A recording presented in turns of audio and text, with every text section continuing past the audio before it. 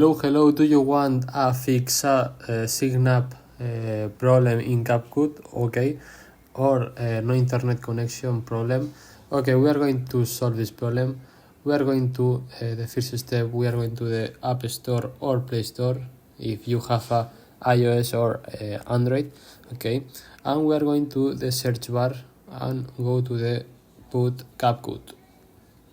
You search, okay, and here if you have the button of update, okay, Capcut, you update the app.